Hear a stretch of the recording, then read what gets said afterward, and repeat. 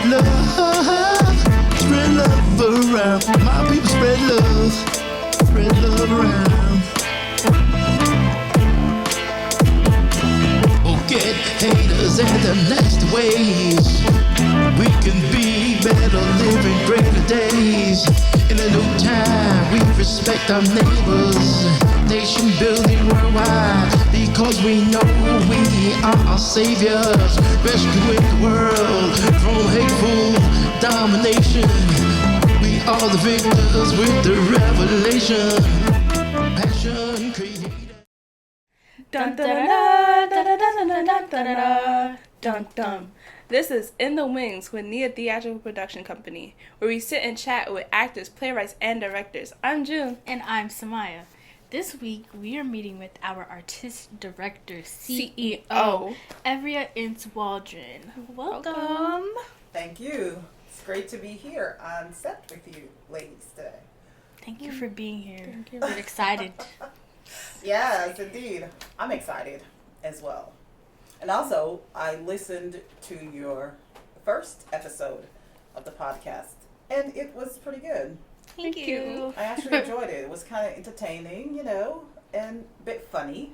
Hey. I did a lot of liking and sharing, Yeah. and I also got some feedback from some of my friends. And they're like, hey, tell the ladies they're doing a great job. Continue the good work. Aww, thank you. We really appreciate it. Yeah. I think we have a lot of fun with this podcast. Yeah, we really did. We really But, do. you know, we can't take all the credit. Of course We have to give some credit to you. What inspired you to want us to do this podcast? Oh, wow. Okay, so I guess we have to go back to the beginning. Actually, it's kind of like when I decided upon the play that I was going to do for our season production, which is called Being Too Much Into Yourself, Story of a Teenage Drama Queen. And that play deals with young people.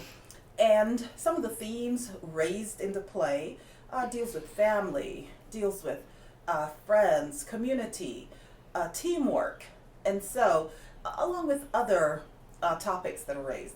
And so I thought that, hey, why not create a podcast, a platform whereby we can delve into some of these issues and use our young interns and production assistants to host the show, thereby, you know, having a little bit farther reach into our young audience.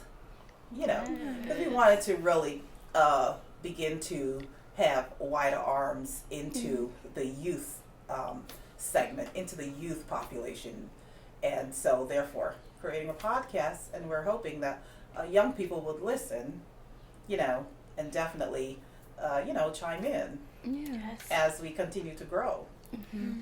I definitely do think that young people will chime in, especially our generation. Yeah. Gen Z.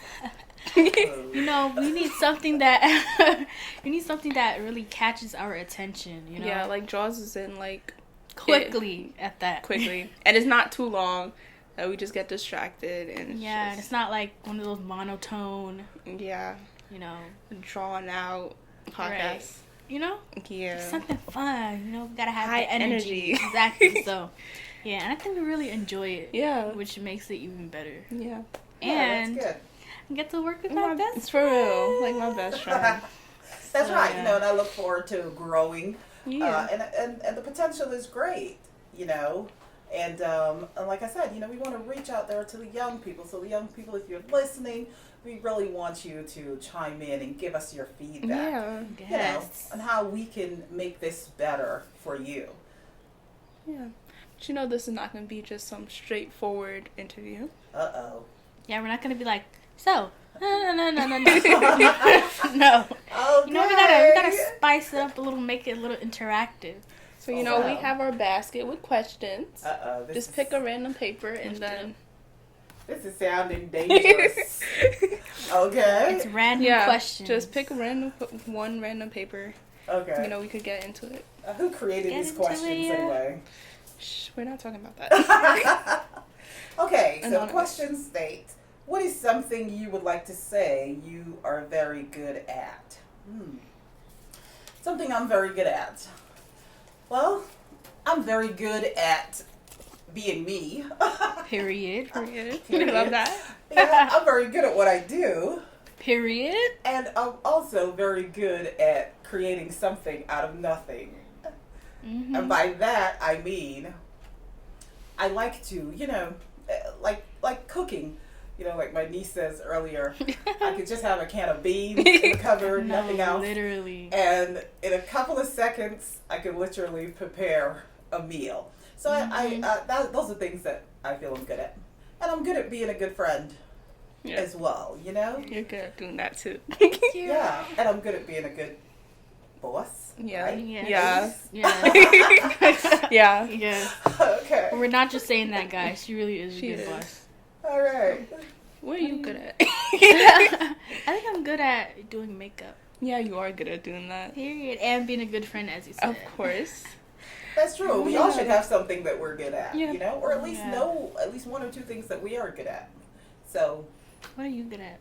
I would say I'm good at like creating stuff and like planning, like Facts. I focus on something and then plan it out.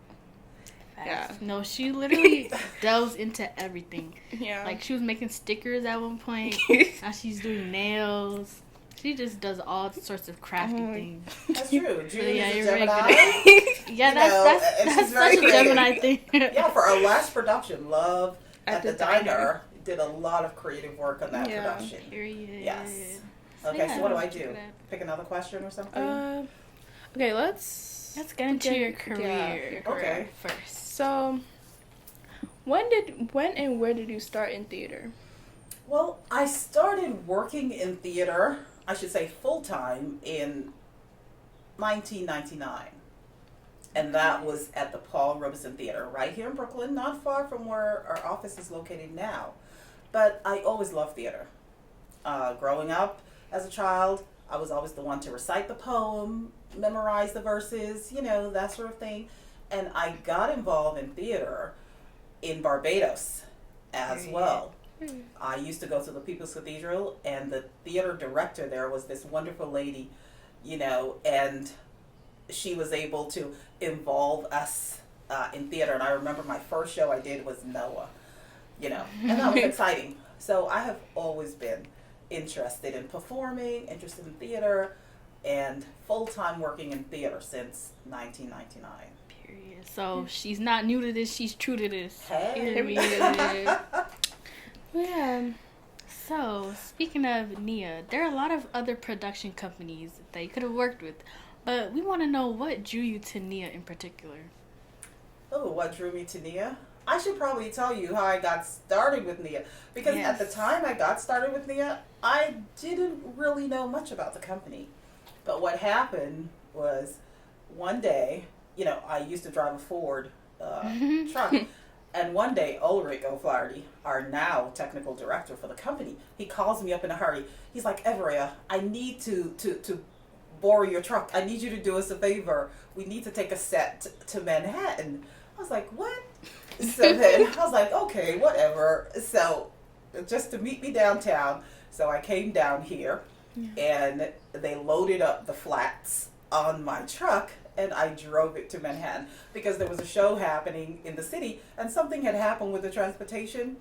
And so they needed some transportation quickly. And that's when I met Les. So I met Les there as I was, driving a set to Manhattan. And this is the first time I've done this. I was like, oh, what if this thing blows off? Yeah. So that was it. So at the end of that, and then I dropped the set off, and then I guess the show lasted for a week, and then the end of the week just came back to pick it up. And from there, the rest is history. Aw, that's a cute, That's little cute. story. Yeah, but why didn't you continue with the company? Well, I continued with the company because Dr. Les Ford was an honorable man. He was passionate about the mission of the company. He was passionate about the work. And he had a deep love for his underserved community. I mean, it's almost like bringing tears to my eyes right now as I think about it. And he loved theater. It was his life. It was his purpose. And I saw all of that, and I felt the same way about it. I was able to share in his vision, share in his passion, share in his work. so therefore I continued with the company because, it feels to me like a destiny. Like this was a destined moment to be here with this company and to carry on the work. It was meant to be. Yes. Oh, that's so cute. Yeah. Okay, so I think a question. Oh, Yeah. pick another question? we're gonna go back to the All right, basket. go back to the basket. Dun, dun, dun. Okay. What did you want to be when you were growing up? Oh, this is so funny.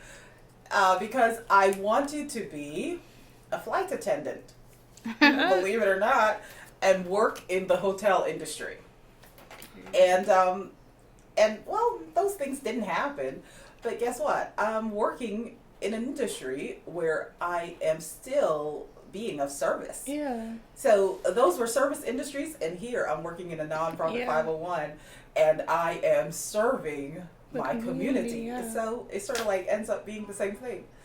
I guess back then the perspective was flight attendant, hotelier kind of thing, but then I didn't know that it would transpose to be the same industry, kind of, but working in the nonprofit, service sector. So that's wonderful.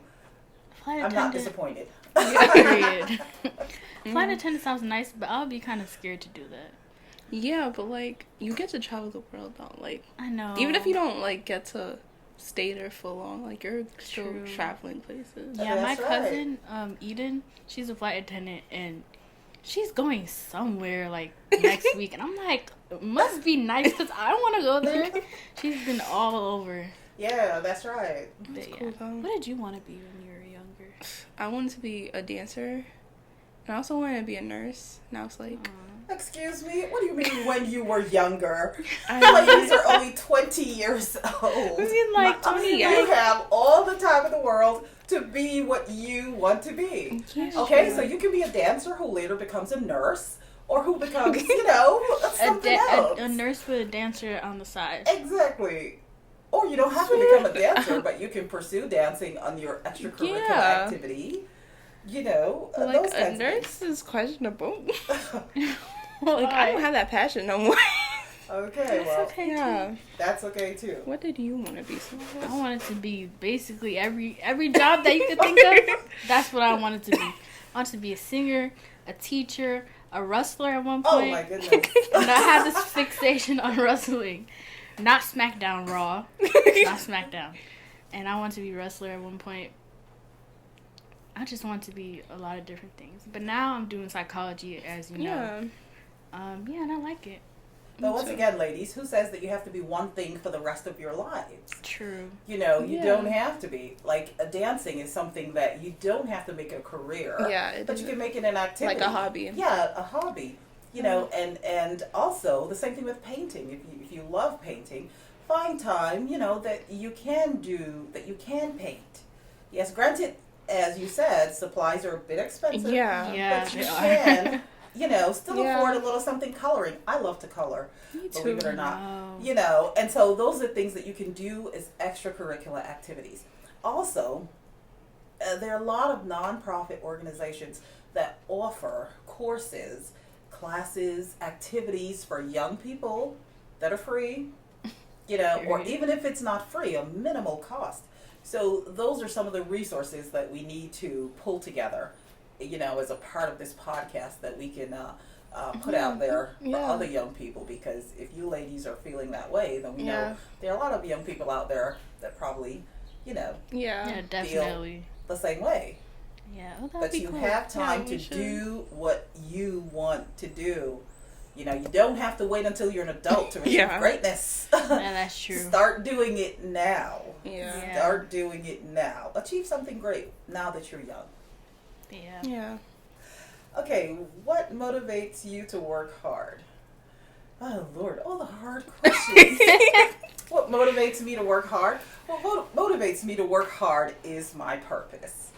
Because I feel as though even this work, I'm working my purpose. And also, the outcome is what motivates me to work hard, because before I start a project, I have to see what it looks like, in the end. Yeah. So I have a vision of the end, before I begin. And the end, I always want it to be hopeful and inspiring. The process of going through that is going to be hard. Even with this production, I'm having some challenges. Yeah. With this production. Yeah. But I know the end is going to be great because I have already envisioned it and I have already put it out there that this is how it's going to come forth. Manifest. So I am exactly manifest. So I am willing to put in the work, to make sure that it happens. So that's what motivates me. The end product and the purpose.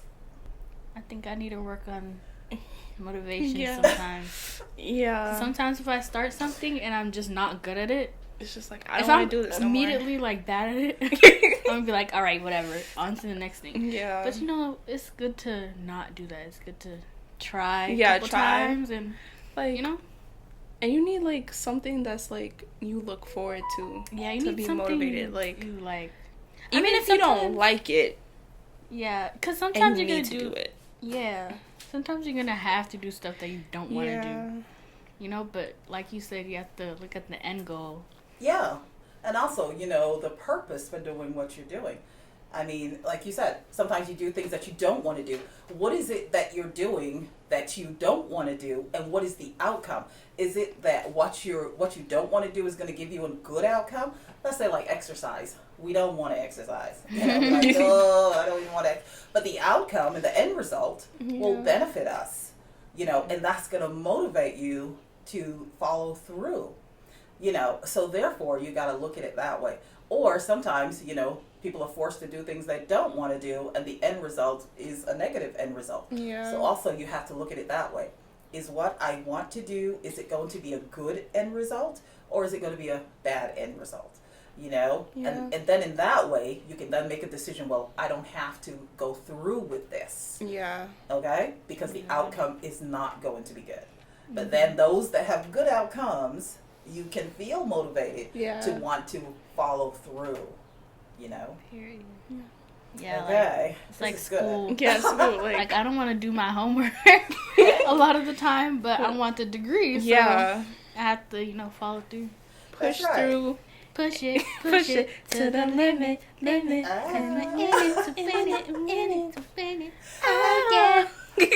Yeah, that's true. Push yourself. You got to believe in yourself, because sometimes Yeah. it's not many people who may believe in you, and then sometimes you can't tell everything to everyone, because Yeah. then some people are real negative. Yeah. So you have to believe in you first Yes. and be able to self-motivate, Yeah. because sometimes you don't have a lot of a stimuli to motivate you. Yeah. Sometimes, so you have to dig deep down, self-motivate, and push through, see the end goal.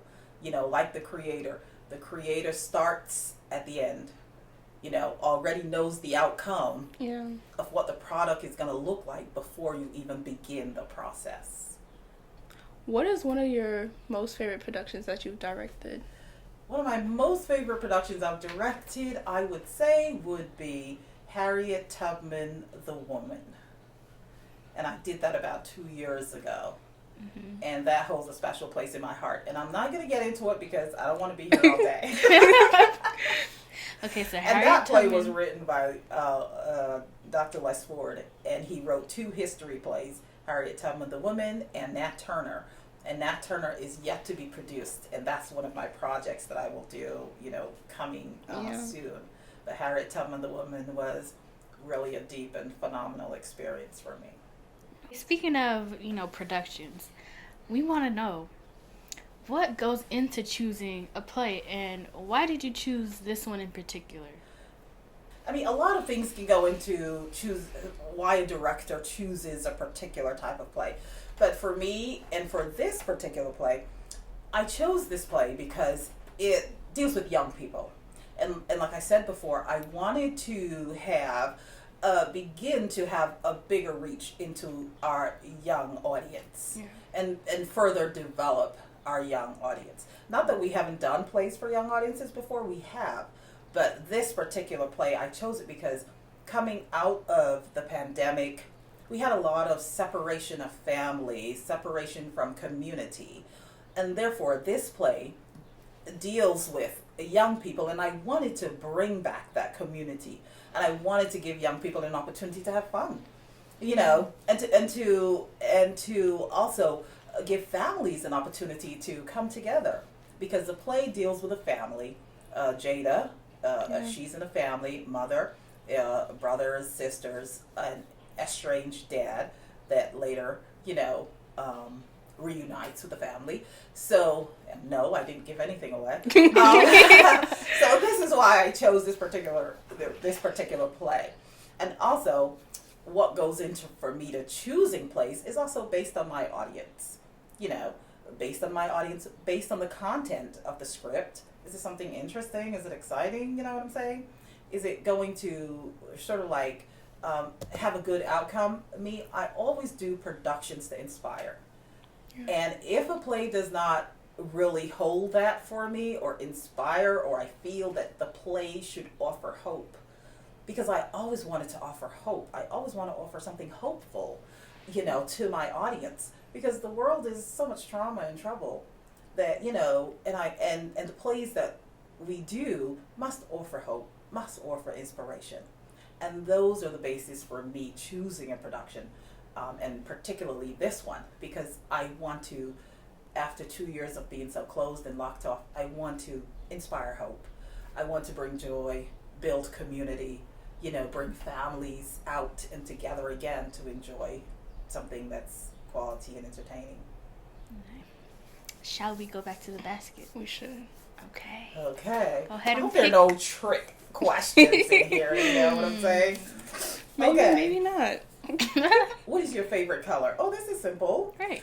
My favorite color is blue, but I tend to like green a lot as well. We like blue. Yeah, we like blue. Blue. Yeah. Okay. Okay, go ahead and go ahead. We're just All gonna right. keep picking. We're Keep gonna picking. keep picking. Yes, yes. Where do you want to travel? Oh, this is an interesting one. Last year, I want to travel to Africa. Last year, for the first time, I did my DNA, and I found out that I am 51% Nigerian. Would you believe that? Good. And what is this? 47% Ghanaian. Wow. Nice. So I'm like, okay. So therefore, the first place I want to travel to, the place that I want outside of 5 hours, because so far I've only traveled like 5-hour trips. Yeah. The outside of 5 hours, the next place I want to travel to is place of my ancestors. And I did a 23andMe sort of DNA test, but I should say coming up I want to do the African ancestry, and that way it delves you further into more particular. Yeah. And so when I find that, then that's the place I'm going to travel to. Exciting. Yes.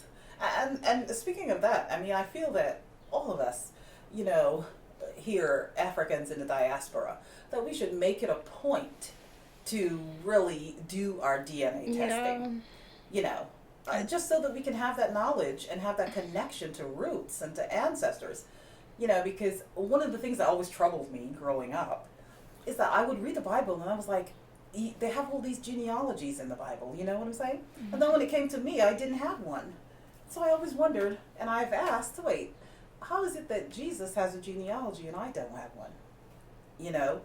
And I would always get one of those answers, don't worry about it, whatever. You know, until I really had to come to that point where I said, well, you know what? I need to know mine. And I've got to know my roots. And it's so important that we know our ancestry and that we know our roots, you know, our connections, because that's something that was taken from us. And that's something that every one of us here in the diaspora, Caribbean, that we should make it a point to find out where our ancestors are from, who we're connected to. Definitely, yeah. I really want to do mine. Yeah, I want to find out where I'm from. I know. I've been doing the little family tree. Yeah. On there, and it's so exciting. Cause I'm like, ooh, who's this? And then like a new person pops on. I'm like, who's that? So yeah, I definitely want to do that. Yeah. As you Hopefully should. soon. Okay, good. We only have a few more questions. All right. Who inspired you as a child and why? I would say I was inspired by my mother because once again, she was the woman to always make something out of nothing. And growing up, I grew up in a little island of Barbados, and yeah, we were poor, but I never knew that we were poor. You know what I mean? Because our lives were so full of everything, and even if we only like ate bakes for dinner, we ate. You know what I'm saying? Yeah. And I never felt poor. I never looked poor. You know what I'm saying? Period. To clothes, whatever. My mother always made stuff, so my mother really inspired me to achieve greatness because she always made something out of nothing. You know, and also, as I said before, that little European lady, Ruth Livesley, who was my drama teacher at the People's Cathedral in Barbados, she was another inspiration for me as well. Just the way how she was able to create the art on stage and be able to, you know, transpose it to us. She was an inspiration. So Ruth Livesley, if you're still alive, I'm shouting you out. That little European lady. It was great meeting you. Yeah. That's so wonderful how people can stick with us like that long. Like I remember in daycare. I went to Happy Child Daycare. I miss that daycare. But I had this singing teacher. Her name was Miss Junie. Yeah. Isn't that funny, Miss Junie? This is my best friend June. That's so funny. But she, along with like my family, but she really started me out singing. That's why I love to sing. I don't know if I'm going to sing for y'all today, but I love to sing, and she really started me out with that, so, you know. Yeah. I owe some of it to her. If you're out there, Miss Junie, I miss you. I hope you're doing well. And yeah. And June, what about you? I would say my mom inspires me. Oh yeah, my she's mom always- too, obviously. Yeah. Because she's always supporting me. Like when I want when I want to like do certain things. Like say when I wanted to get into nails, I was like, "Mommy, I want to try this," and she's like, "Okay, fine. Like you can buy the supplies. I'll help you." Supportive. Yeah. Yeah. And you know, that's it. As young people, and pretty much, you know, even as adults, but particularly young people, we need someone to inspire us. Yeah. You know, and we need someone to believe in us. I mean, young people out there, if you're in a program and there are artists, instructors, and they're working with you and they're trying to, you know, teach you something, you know, take time to absorb it. Be present in the moment.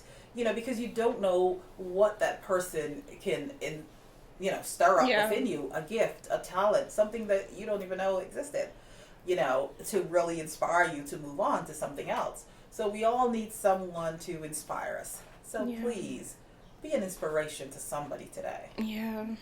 What college did you attend?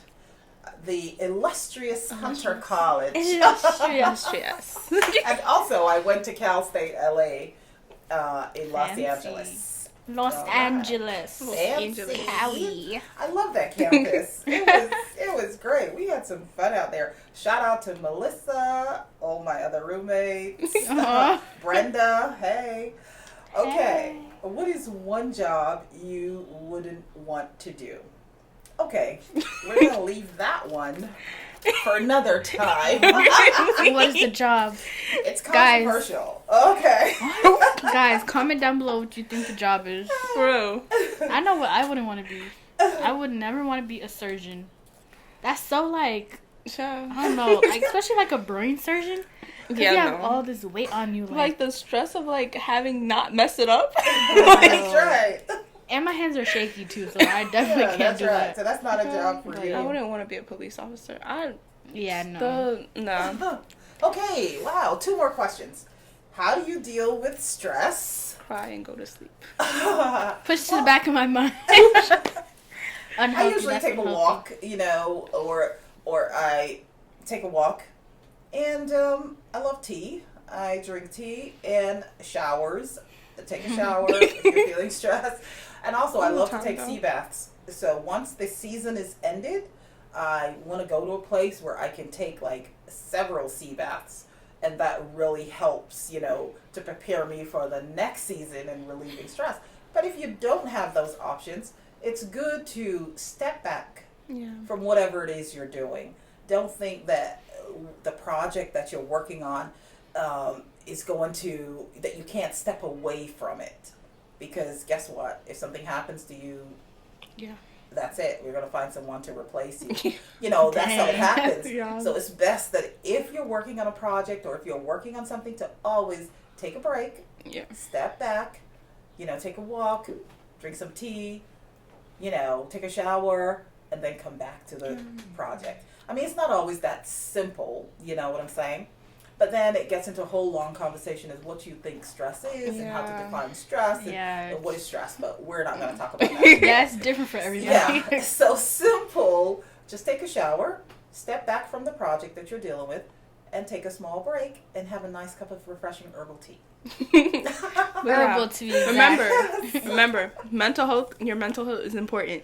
The most Like, important thing. More important than anything else. I promise you, it's more important. Like, Yeah. yes. Like, Okay. And the last question is the importance of stage directions.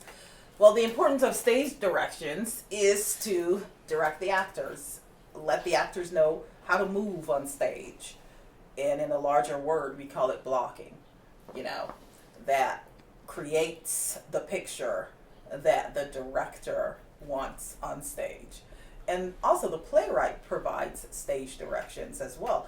The playwright can say, okay, the actor goes down left or goes down right, or the actor sits, or the actor stands, or the actor goes through the door, you know.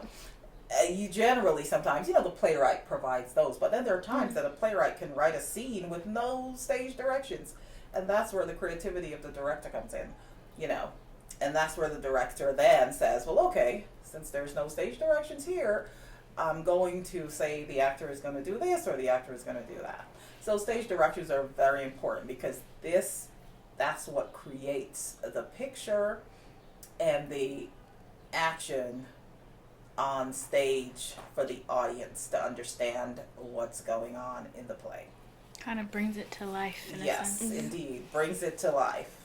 Yeah. Okay, so our final One question. last question. Oh, final question. What is your favorite part of directing a production? My favorite part of directing a production is, I should say, I have two aspects of that. One is the play analysis. I love to analyze the script. I love that whole aspect of the play, delving into the character, delving into the mind of the characters, you know, what the playwright intended, the kind of picture I want to create. That's kind of like my favorite part of the production. And my other favorite part is when the actors get it. I mean, I love to see when the actors, after they have studied and rehearsed and you know, work, or even the process of getting it. And sometimes they don't always get it, like in the rehearsals or even in the first show.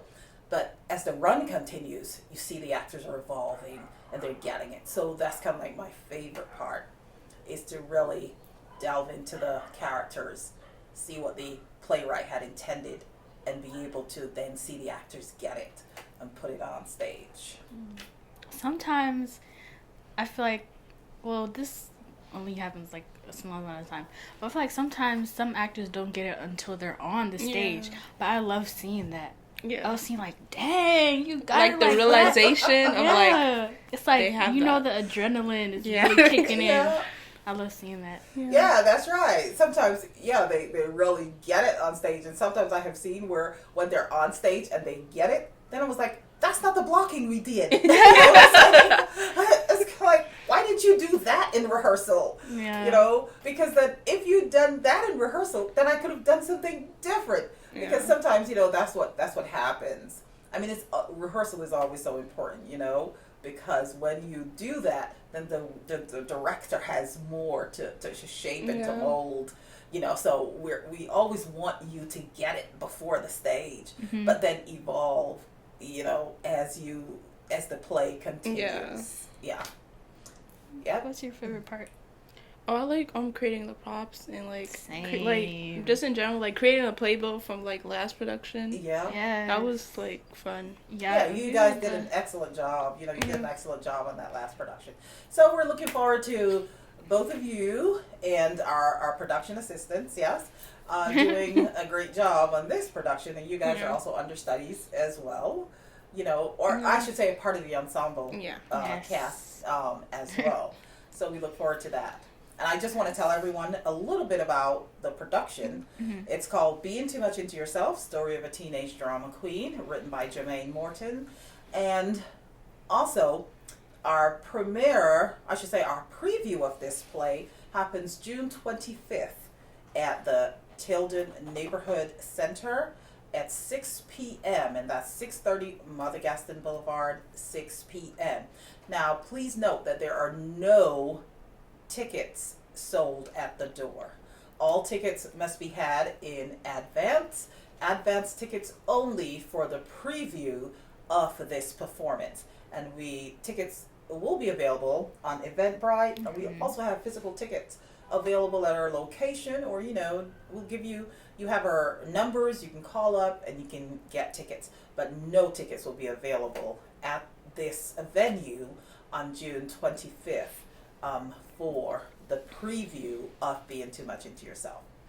But the show continues for 4 more performances, and that's July 7th, 8th, and 9th at a venue in Flatbush, to be later announced. And at that venue, then you can have tickets at the door, you can walk up, you can have tickets online as well, physical tickets. But for the 25th, no advance tickets. And the play continues July 7th, 8th, and 9th. We're excited and we are looking forward to a great audience to come out and to, really share in this wonderful community event with us. Make sure you tell your friends. Yep. Especially class of 2020. Yeah. Come out. That's right. And that's something that I felt so bad with you young ladies, because you talk about it all the time. Not having a prom, not having a graduation, Tear. And this play is about young people. And like I said, and I wanted to do this play after the pandemic, to bring back that joy and community spirit. Yeah. So all the young people out there, if you're listening and you did not have a prom or a graduation, we want you to come out to the last performance of this show, and we're going to honor you. Yeah. We're going to give you an opportunity to walk across that stage. Yeah. All right. Send in your names. What else? Yeah. Names. Graduation date. Graduation date. All of that. Yeah. Even a pic Good. of Yeah. yourself. Graduation pictures. Yeah. Yeah. So you could come out. And we're going to celebrate with you. We'll get to announce your name. You'll get a little diploma There you while go. you walk across that stage. There you Okay. go. That's Okay. right. Her. And that's at the last performance of the play, Being Yeah. Too Much Into Yourself. So we really want to do that. And once again, the play is about community. It's about building community. It's about building family, inspiring hope, and offering that to the community. Yeah. So make sure you comment if you guys are interested in that. Yeah. Okay. So, it was great having you here with us today. Yes, it was a pleasure. Thank you for joining you. us. So, in our next episode, we will meet with some of the cast members. So, make sure that you stay tuned. Subscribe to our YouTube channel and follow us on all our social medias, Instagram, Facebook, Twitter, and TikTok at NIA Theatrical Production. And we'll see you when we see you. Bye! Dun dun dun dun dun dun dun dun dun dun dun dun. Come on, spread love around town. Nobody's lost, everybody's found. Spread love around, spread love around.